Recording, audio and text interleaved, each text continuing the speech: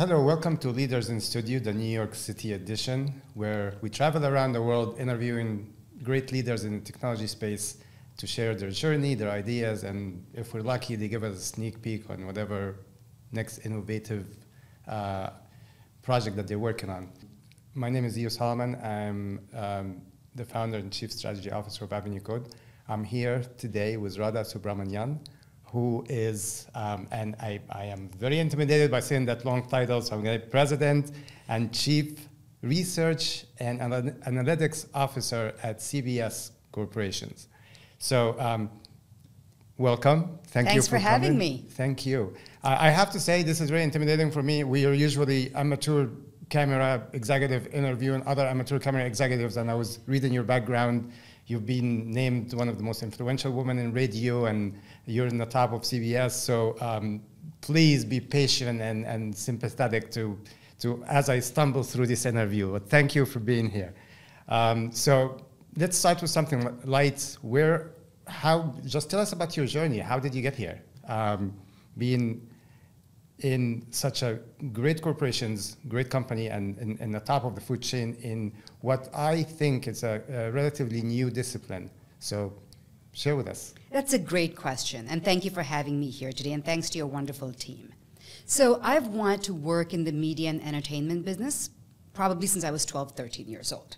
Of course, when you're 12 or 13, you have no idea what that actually means. I guess when I was that young, I had a vision of being a reporter in, war-torn countries or something like that. And then, you grow up and you realize that that's for people who are made of much steelier material than yourself. But I have always loved this business. But there are two aspects that I've always thrived on. I love being in creative businesses. I love working with creatives. But I also am very analytical and very data-driven. So where I ended up ultimately was a culmination or a fulfillment of what I would think of as my core competencies. But that's oversimplifying the journey. So let me take a step back and tell you a little bit more about myself.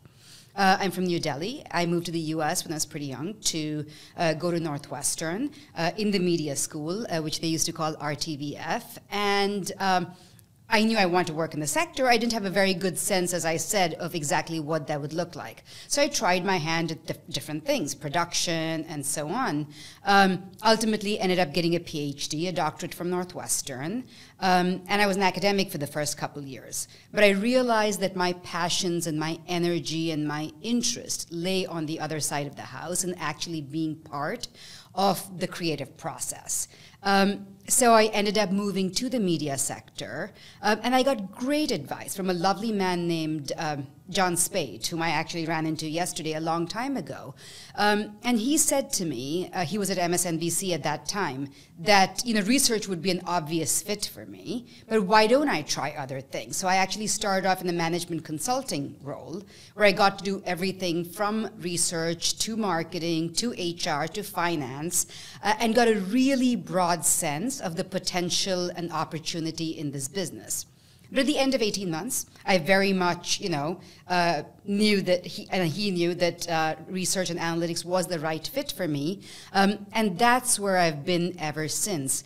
But just because you find a path doesn't mean that path is static or looks the same way 20 years later as it originally looked.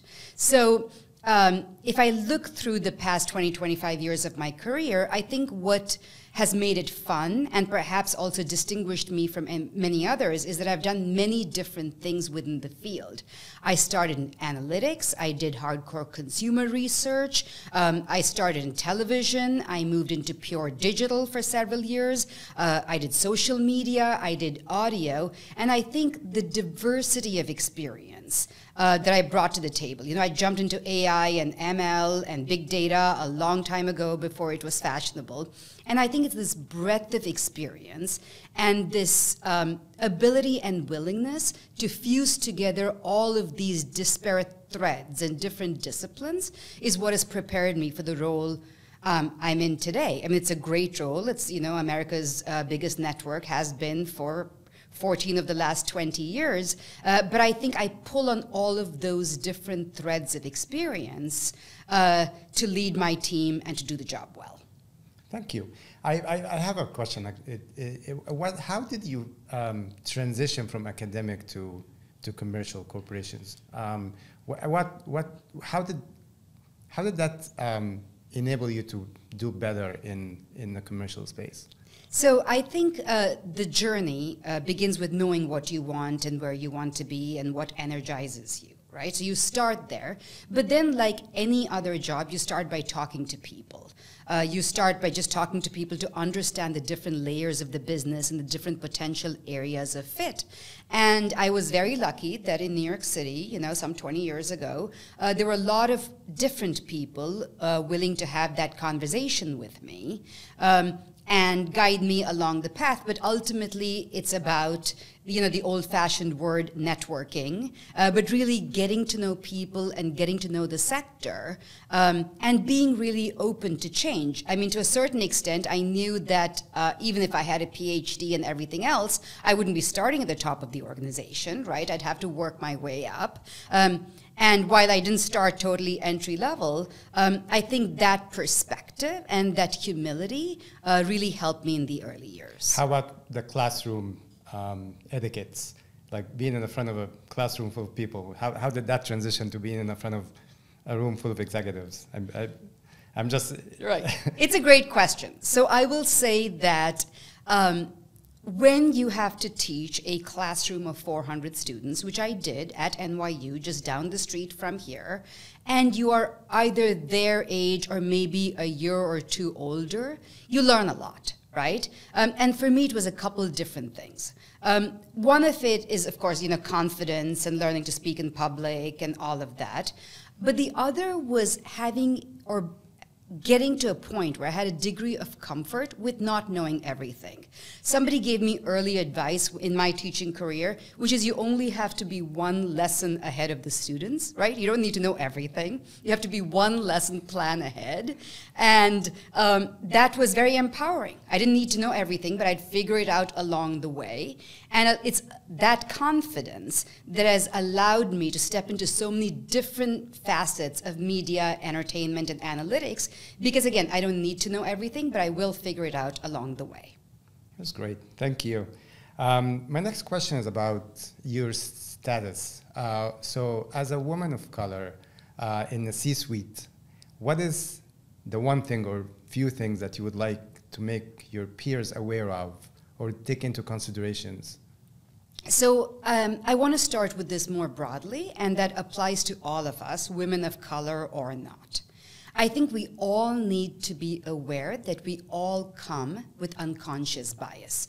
That's true of my peers, that's true of myself, that's true of any of the 8 billion people on this planet. We are all products of cultures and legacies and histories, and we all have bias of some kind. The key is to get educated about it. The key is to be open to change, to open to perspective, and that's what I would encourage anyone who's managing a group of people whom they may not be culturally or racially or otherwise the same as. Just be open to your own biases, know that everybody comes at things with biases, and again, you'll figure out things together along the way. How did that change over the last decades, in your opinion? Yeah, so I think conversations around what they call DE&I, right, diversity, equity, inclusion, has just become has come much more to the forefront over the last few years. And I think the death of George Floyd and the tragedy that went along with that, opened a lot of people's eyes to some structural issues and structural inequities that they may not have been as aware of before. So I do think that while there has always been some awareness, I think that awareness and the ability to have conversation around difficult issues has come to the forefront over the last few years. So again, it's a journey, it's a process. There is no golden unicorn at the end or a pot of gold at the end of the rainbow, but we're all on this journey together and need to figure it out. That's great to hear. So let's get into your specialty. So what is the role of data in decision-making in your world? And how do you, now that we're heavily dependent on data, how do you continue strategizing and making strategic decisions when data is ambiguous or not available? It's a great question because data is often ambiguous and often not available. But let me take a step back again for a moment. Ultimately, in the business world, right, all decisions of meaning are data-driven. And so I'm going to sort of fast forward for a moment. Ultimately, when companies are making decisions and choices, they're based on numbers. It could be sales numbers, it could be revenue numbers, it could be OIBDA or EBITDA, it could be stock price or something else. So ultimately, we are all accountable to data. My advice is to not wait till the end. My advice is to bring data in early in the process to help with decision making. And my field, while being one of the most creative fields out there, is heavily data driven. We test everything: concepts, art, promos, pilots, shows, existing series, new series, right? There's a ton of research, data, and analytics that goes into all of that, and we can, that's a half-hour conversation in of itself someday. But my advice is to include or bring data in early so that as you narrow the choices you are making, you are as data-led or as data-driven as you can be. But now let me flip to the other side, like you asked, about what to do in the context of data ambiguity, et cetera, right? Sometimes the data is very clear. If it's a choice between X and Y, the data may tell you very clearly that X is the right choice or Y is the right choice. But there are plenty of other cases where it is murky.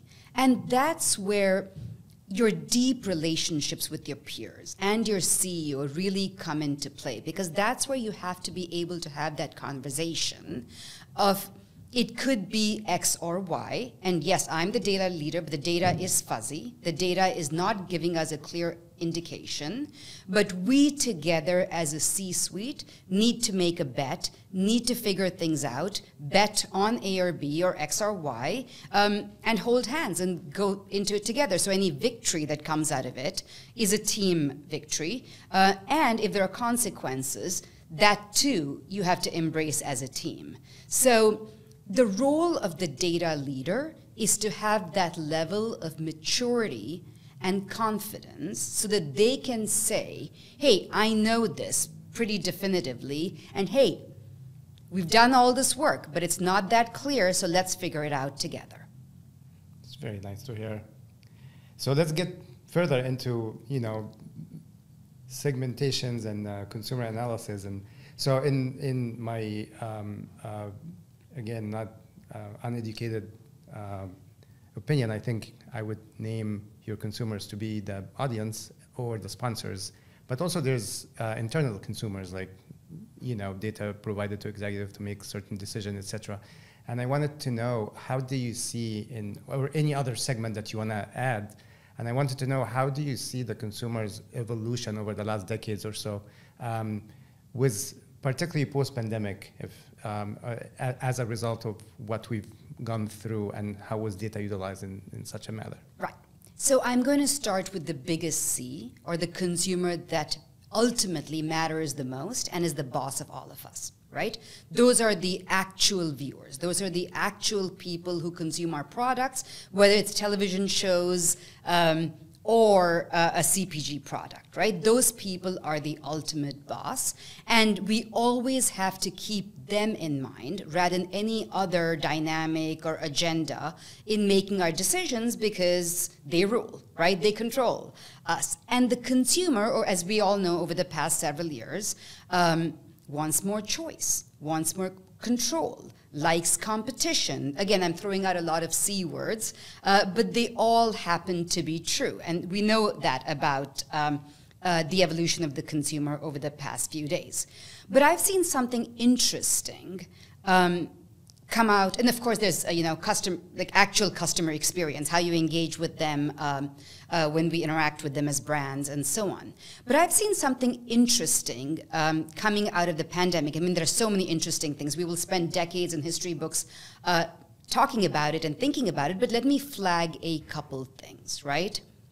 So couple things that we've seen, at least in my world, is there's all of this choice, but ultimately consumers want help in navigating. In television, there are places where they want curated experiences. They don't want to pick between thousands and thousands and thousands of programs every single time they turn on the television. So we actually find that lean back viewing and curated channels are having a lot of power because the consumer is tired, the consumer is working hard, the consumer is worried about gas prices and war and everything else, and needs us to help in providing and aiding them on that journey towards choice and towards the couple things they choose to spend their time with us. The other trend that I want to flag is around consumer experience, and this, I believe, cuts across sectors.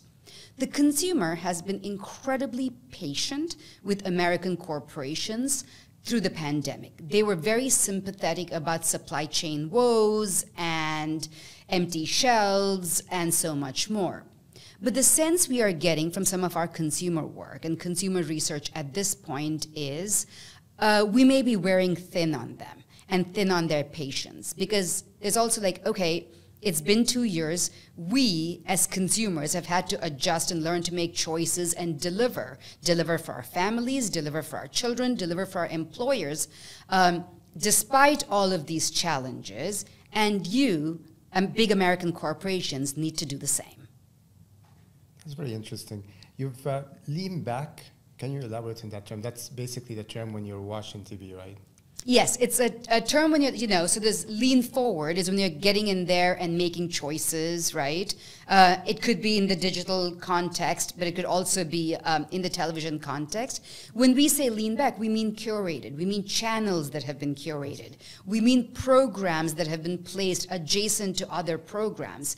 And doing the work for consumers of curating an experience rather than having to pick everything piecemeal or a la carte. Just out of personal curiosity, so there is a difference between the consumer that watch your programs on TV versus if they watch it on their computer screen? So I don't think it's a device or platform-based difference. I see. But it's the difference between logging on to something, say a Pluto TV or a CBS, where we have very thoughtfully curated programs that fit with other programs and that we know you'll like, as opposed to just logging onto a library and picking from thousands. Thank you. That explains a lot. So my next question is about what keeps you up at night, and that could be not just a problem that you're trying to solve, but something that you're excited about, that you're looking forward to do. So I will have to answer both, because that is a very compelling and interesting question. So let me start with perspective. We've all been through a lot in the past couple of years and are continuing to go through a lot. Right? You can talk about the pandemic. You can talk about global warming, which is an existential threat to us and future generations. You can talk about the war, though I really can't even talk about the war because I will get really overwhelmed and emotional if I talk about the war. And I will talk about, and there are things to be worried about, including pandemics to come. And you could, add to the list stagflation, inflation, whatever list it is that keeps you awake at night, right? So that's also offered me a lot of perspective. While what I do is incredibly important, and the work many of us do in corporate America is incredibly important, it doesn't have the same life and death stakes that many other things in this world do. So part of me has come out of this experience a little bit wiser and bringing perspective into the equation. Yes, it's all important. Yes, we all want to be the best. But again, it's not life and death. No one's going to die on the operating table if we put the wrong ad on, right? So I've come to it with a lot of perspective. But on the other hand, there are tons of things to be excited about. In my world, the world of premium video and television, it really is a platinum or golden age with so many programs, amazing programs, telling all kinds of great, diverse stories. And that's really interesting. And storytelling continues to thrive in this environment. But there's so much to be excited about from the technology side, even if we still have to figure it out. AI is great, right, in helping us figure things out. Machine learning is great. And we're all now stepping into the world more and more of augmented reality, or the metaverse, as some people call it. And I think it's important to embrace these, but not embrace these from assuming a certain outcome or assuming a certain end, but rather being open to technology and open to change, see where it takes us, and also help craft it along the way to be ethical and moral. Well, thank you so much. It's been such a pleasure talking to you. I really appreciate this. I don't have any other questions. Last words maybe for our audience? No, just thanks for having me, you and your team. And, it's a terrifying time to be a human and a great time to be a human or a person of color or a woman. So let's figure it out together. Thank you. Let's do that. And for all of you that are watching, please subscribe or follow if you want to see some of our other episodes. And thank you so much, Radha. Very nice meeting you.